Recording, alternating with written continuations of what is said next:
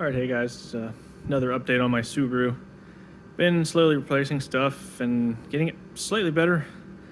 I replaced the bumper support crash bar bracket, whatever you want to call it, underneath. Let's see, where is it? It's hard to see. You can see the red. Mine was rotted to like nothing, so now the bumper actually fits properly.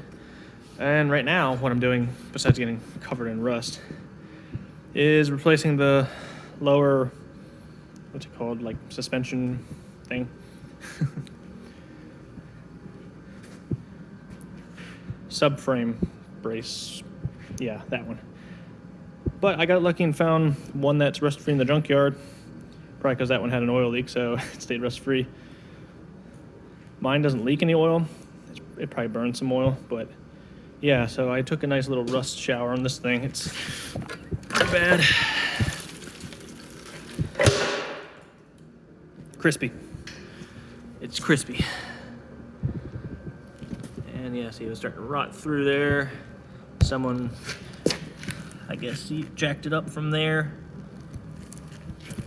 And yeah, it's holding through there.